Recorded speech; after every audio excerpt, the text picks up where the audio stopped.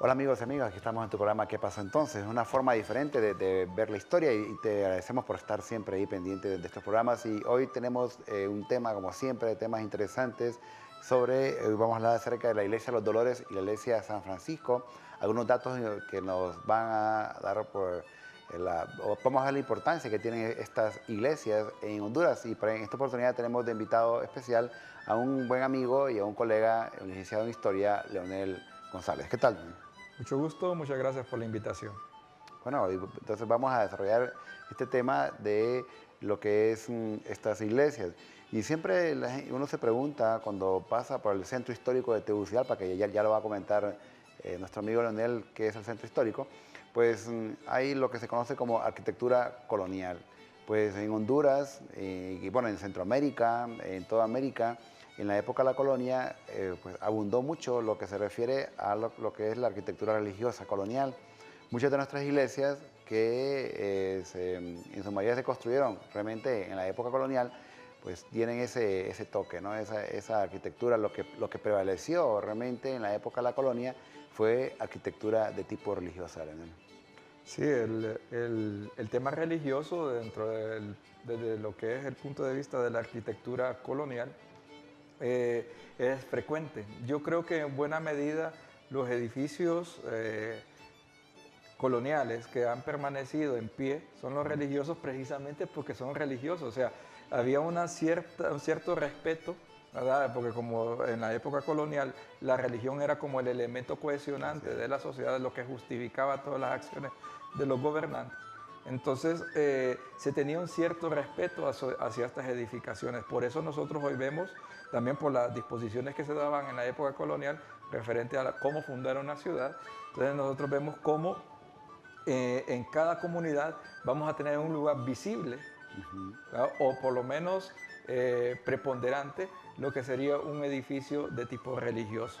Entonces se mira desde las pinturas de José Antonio Velázquez, Claro. de lo que es el primitivismo. Ahí vemos nosotros cómo Ese elemento. en cada imagen se mira siempre la iglesia, en cada pintura está la iglesia en el centro.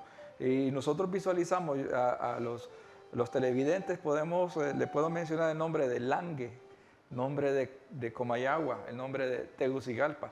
¿Cuál es la imagen que viene a nuestra mente? A la mayoría de nosotros nos viene a la mente, yo no sé si era porque he trabajado tanto tiempo con la cuestión de la iglesia, pero lo que me viene bien a la mente a mí es la fachada de la iglesia. Prácticamente la fachada de la iglesia es la imagen, la cara de una comunidad.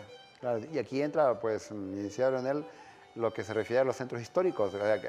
Hubo una serie de requisitos para construir estas iglesias, como usted bien lo ha comentado, o catedrales. No era únicamente construirlas porque había un espacio ahí, sino que tenía que ver, había una serie de requerimientos. ¿Qué es lo que conforma un centro histórico? Para comenzar, y ahí puedes hablar un poco de lo que es la iglesia San Francisco y los Dolores y por qué vamos a hablar hoy día de estas iglesias. En los centros históricos se concentra buena parte de lo que es los edificios que tienen ese bagaje histórico. Es decir, cuando hablo de bagaje histórico me refiero a que si yo me puedo parar enfrente de un edificio, puedo contar una historia sobre él. O puedo hablar, o ese escenario de alguna manifestación cultural importante. Como por ejemplo, si yo me paro enfrente del Congreso Nacional, es evidente que tiene un pasado histórico, a pesar de que el edificio es reciente, de mediados del siglo XX, pero el edificio ha servido de escenario para la toma de grandes decisiones políticas en nuestro país. Entonces tiene un valor histórico importante. Igual serían los otros edificios que están en las cercanías. Entonces cuando hablamos de un centro histórico estamos hablando de que hay una concentración de este tipo de edificaciones. En el caso de Tegucigalpa y Comayagüela tenemos muchos edificios de mucho valor histórico diferenciado. Y pues el modelo de centro histórico sirve para el Estado, porque estamos en el ámbito del patrimonio cultural, yo siempre estoy con esto del patrimonio cultural, sirve al Estado para regular, ¿verdad?, cómo se va a conservar, porque cuando nosotros hablamos de patrimonio cultural también estamos hablando de proteger. O sea, cuando nosotros invocamos patrimonio cultural es protección. Entonces, la protección de estos edificios dependerá de una planificación urbana y eso va a estar dentro del marco de lo que sería la regulación de un centro histórico. Bueno, por eso siempre se recomienda cuando uno va a otros países conocer lo que es el centro histórico porque es el corazón de la ciudad, ¿no? Usted va, por ejemplo, a España, pues tiene que ir al centro histórico de Madrid, va a Francia, al centro histórico de París, en Londres y bueno, en todas las ciudades que pues hay en el mundo. Y centro histórico, pues podemos encontrar arte colonial, podemos encontrar incluso, acordémonos, licenciado Leonel, que en México, por ejemplo, está la famosa Plaza de las Tres Culturas, ¿no? En el cual le aparece la parte prehispánica, la época pues, colonial y la época republicana. Entonces, en esa plaza encontramos esas tres épocas. Y eso habla de los valores históricos que tiene un centro histórico. Bueno, cuando hablamos de patrimonio cultural decíamos valor histórico. Entonces, por ejemplo, el centro histórico de aquí de la ciudad de Tegucigalpa, podemos hablar de un pasado prehispánico, creo que estaría un poco difícil, pero tenemos el Parque La Concordia, ¿verdad? Que no es prehispánico, es de la época republicana, allá en el tiempo de Carías, que se construyó, pero que es una ambientación, porque tiene muchos elementos inspirados en Copán. Entonces, los mayas son una comunidad prehispánica. Entonces, ahí tendríamos un elemento prehispánico en el centro histórico de la ciudad. Colonial, bueno, colonial tenemos las edificaciones que vamos a mencionar ahora, la catedral misma, y varias de las casas que todavía están en pie tendrían que, por lo menos, una tradición colonial. Y de la época republicana tenemos edificios como el que habíamos hablado ahorita de una institución como el Congreso Nacional, que es la sede del Poder Legislativo, pero también tenemos edificios que son sedes del otro poder del Estado, de los otros dos poderes del Estado, que sería la antigua Casa Presidencial, que hoy sirve como sede de lo que sería el Centro de Investigaciones Históricas de Honduras, que es de Antropología e Historia, y pues también estaría la casa de la antigua Corte Suprema de Justicia, que es la que queda ahí casi cerca del Cine Clamer, ahí por donde está Guaymuras. Entonces, en esa casa que hoy funciona el Museo del Hombre. Claro. Ahí tenemos esos edificios que representan esas instituciones ya de corte republicano. Claro, y pues por eso es que el día de hoy vamos a tocar un poco lo que es las dos iglesias emblemáticas en el centro histórico, que es la iglesia de los Dolores. Recordemos que muchos de estos estilos que pues, se desarrollan en América, en Centroamérica y en Honduras, es el famoso estilo barroco. Y aquí tenemos la iglesia de los Dolores, que es una iglesia, como les decía, emblemática en el centro de Tegucigalpa. Originalmente la iglesia, pues la fachada, que podemos ver las dos torres, el lado izquierdo y el lado derecho, la fachada principal es el original. Lo que ustedes ven al lado izquierdo y al lado derecho es casi como algo que se le puso pues, a posterior, ¿no? Son agregados posteriores. Originalmente la iglesia tenía un techo a dos aguas. Cuando veamos tal vez la iglesia de la San Francisco, y vamos a ver cuando hay dos caídas de agua, entonces que están en B invertida. Entonces esa sería la forma tradicional de construir. También se hizo la cúpula de esta iglesia. Interesante de esta fachada a mí me parece que es la aplicación de la cerámica vidriada. También se conoce en la época colonial como la mayólica. Entonces, la cerámica vidriada es todo donde se miran esas figuritas que son las imágenes, los santos. Eso que se mira como verdoso, eso es cerámica vidriada. También en lo que son los rosetones, como especies de rosas o de plantas, de flores que están en las columnas. Eso también es cerámica vidriada. Interesante es cómo fue creado esta cerámica vidriada. La idea que tenían los españoles era recuperar o redescubrir lo que es la porcelana. Si se acuerdan los televidentes, en la época colonial, la motivación de Cristóbal Colón para sus viajes era encontrar un nuevo camino hacia los centros productores de Asia, porque se estaba floreciendo el comercio de los productos asiáticos en Europa. Entonces, cuando uno de esos productos apetecidos por los europeos era la porcelana china. Los chinos fueron sagaces y nunca dejaron de le dieron a los europeos la oportunidad de reconocer esa técnica. Aquí lo podemos observar, ¿no? Ya en las columnas que usted mencionaba. Y también otra de las cosas de esta iglesia, Leonel, es que al finalizar cada una de las columnas encontramos una especie como de vasija, ¿no? Que también es muy único en América Latina. Es lo mismo, es la cerámica vidriada. Así Entonces, los españoles quisieron recuperar lo que sería la porcelana, nunca lo pudieron hacer, pero se tropezaron con la cerámica vidriada. Y ahí tenemos la famosa Talavera de la Reina, ¿verdad? Que es un centro de productos de cerámica vidriada muy importante. Hoy en día que lo conocemos, los azulejos que se miran, por ejemplo, en México, ¿verdad? Están inspirados en lo que es la mayólica. Y pues desgraciadamente mucha de esta tecnología, de estos conocimientos hoy en día se han perdido. Elementos interesantes que tiene este edificio, también es uno de mis favoritos, ¿no? Es lo que se mira en la parte alta. Se puede distinguir ahí lo que sería al centro un círculo donde está un corazón atravesado por una daga. Ajá. Eso simboliza, esa iconografía colonial simboliza lo que es la Dolorosa. Es el corazón de María que se siente partido, ¿verdad? Al saber la muerte de su hijo. De ahí el nombre también, que es la iglesia de Nuestra Señora de los Dolores, ¿no? María de los Dolores, sí. Así es. Entonces, bueno, aquí estamos en la iglesia de la... Que vamos a comentar más adelante, la iglesia de San Francisco. Bueno, y usted no nos cambien, estamos realmente hablando de un tema importante, interesante en la historia colonial de Honduras, acerca de la iglesia de los Dolores, la iglesia San Francisco. Y no nos cambien, ya regresamos.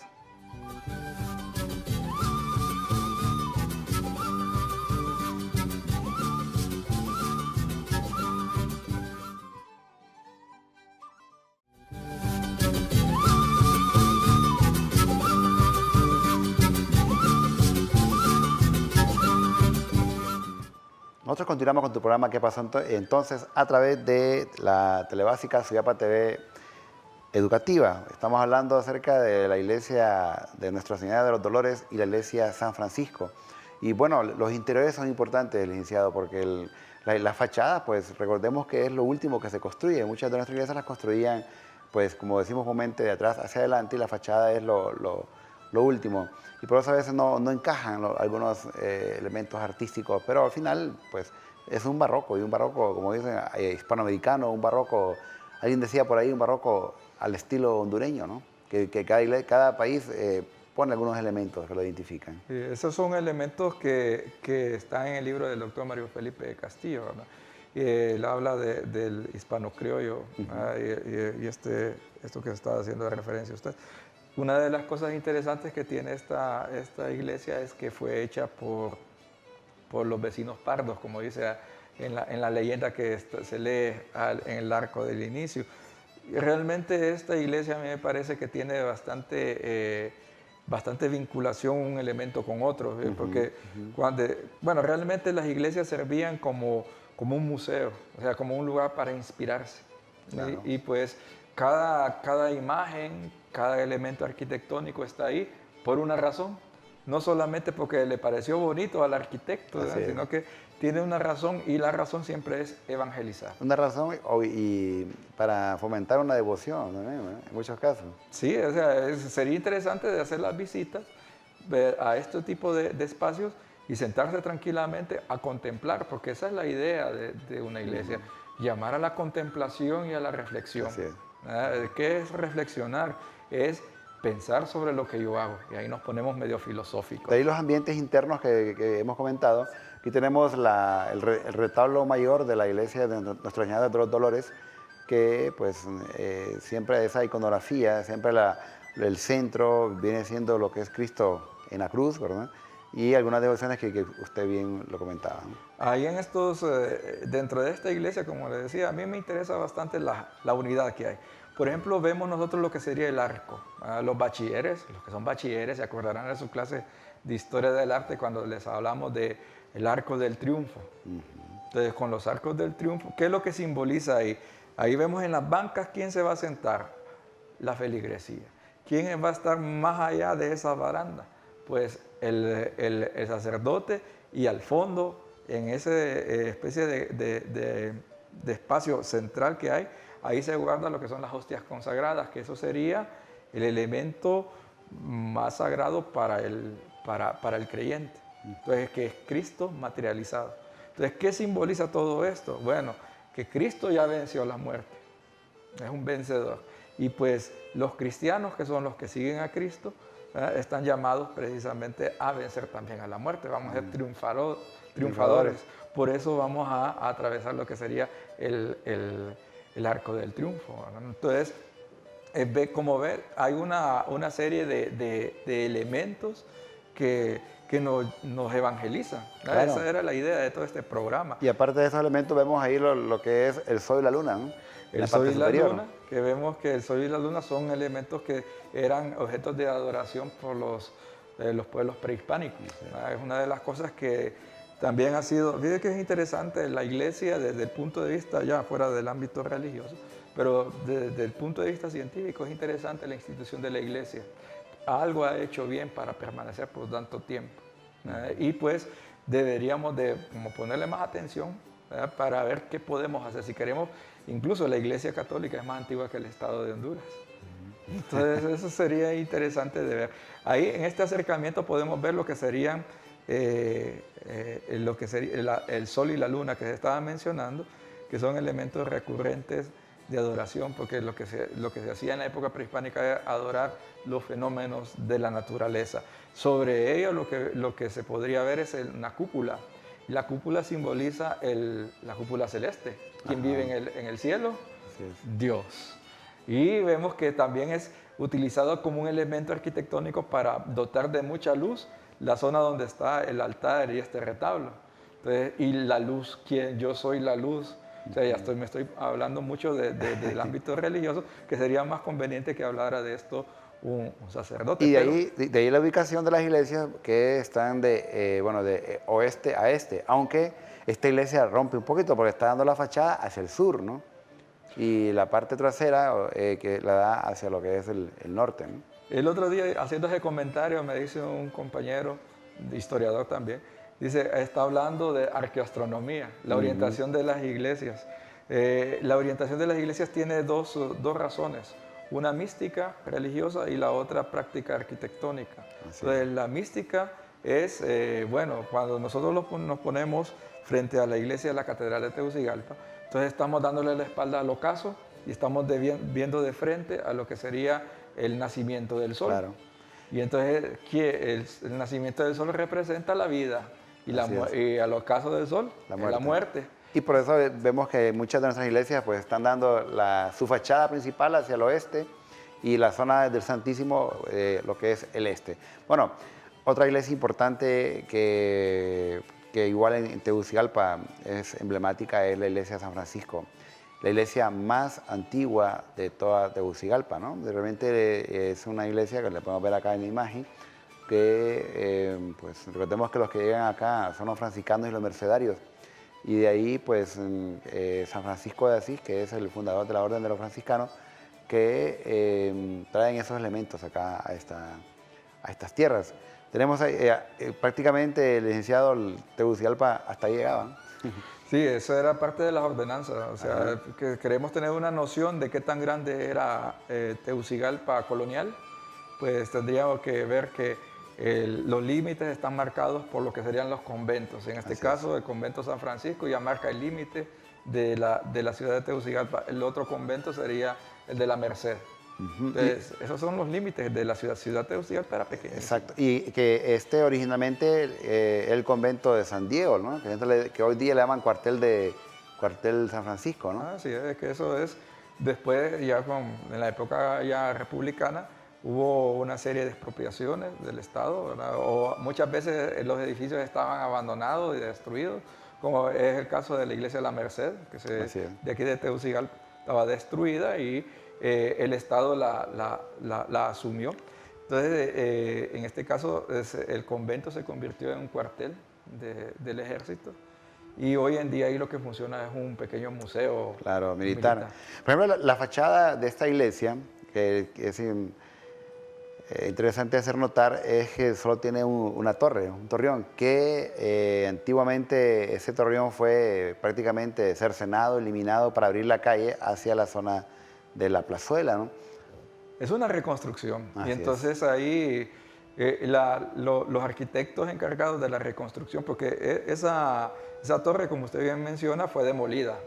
Fue demolida en los años 70. Y pues se reconstruyó ahora ya en el siglo XXI. Y los arquitectos tuvieron el buen tino de en la parte de arriba de la torre dejar una especie de cubitos, eso se llaman dentaduras, y las dentaduras son elementos arquitectónicos propios del neoclásico. Eso le servirá a cualquier persona que tenga alguna formación como arquitecto o historiador del arte relacionado con la historia para saber de que esa torre no corresponde al edificio. Vemos nosotros la arquitectura, que eso sería otro elemento interesante, un tema de investigación interesante hacer aquí en Honduras, cómo es la arquitectura de los franciscanos, cómo es la arquitectura de las iglesias en la zona de Olancho, ¿verdad? Por ejemplo, yo lo que visualizo es que, por ejemplo, la arquitectura franciscana es bien sobria, se parece mucho a las tradiciones mudéjares o árabes, donde se dice, la sobriedad está por fuera, pero por dentro está toda la suntuosidad. Así es. Y eso es lo que nosotros vemos en estos edificios. Igual y se mantiene siempre el famoso, la puerta romana o arco de medio punto. También se mantiene lo que es la ventana para entrada de luz, ¿verdad? Y la posición de esta iglesia de San Francisco, la vemos que prácticamente está dando hacia el oeste. Esta sí corresponde a lo que sería el canon. O sea, en la época colonial no se construía así, como dicen, a lo loco, ¿verdad? Sino así que es. se construía de acuerdo a ciertas disposiciones que venían de la corona. Algunas veces se acataba, otras el mismo elemento geográfico lo impedía. Claro. Entonces ahí vemos nosotros, por ejemplo, en Comayagua es más fácil cumplir con todas esas cánones. Un valle, ¿no? Porque está en un lugar plano, mientras que aquí nosotros en Tegucigalpa estamos en la falda de una montaña. Decía que en la colonia había una especie de eslogan, un lema, decía, las leyes se acatan pero no se cumplen. Sí, pero en el caso de las construcciones... Se acataba y se cumplía, ¿no? Sí, en este caso porque también es práctico. Claro. O sea, es más práctico construir de acuerdo a un planteamiento de las calles trazadas norte, sur, este, oeste.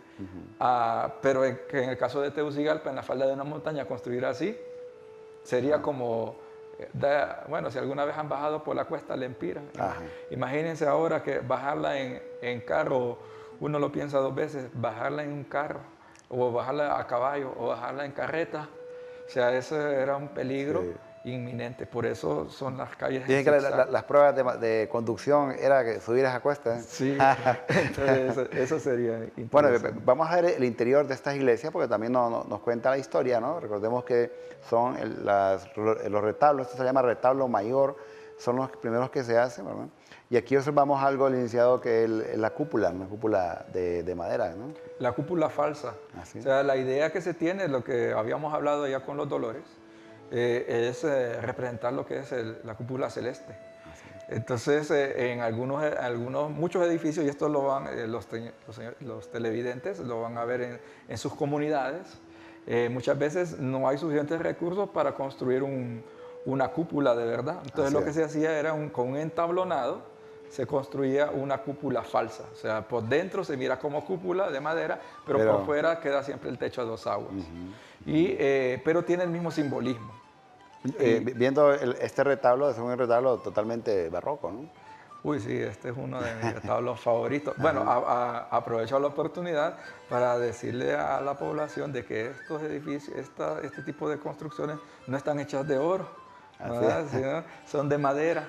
Y en todo caso, lo que importa aquí más es la calidad del trabajo. Claro. La talla en madera es exquisita. Y aquí vemos también estos retablos también tienen una lectura, como toda la iglesia, los retablos tienen una lectura. Desgraciadamente acá habría que conocer mucho de lo que serían las tradiciones franciscanas para poder desentrañar el misterio de la lectura de este retablo. Un día vamos a hablar básicamente solo de retablos de las iglesias coloniales en Honduras, Tegucigalpa. Bueno, su mensaje, licenciado, final a todas las personas que nos ven.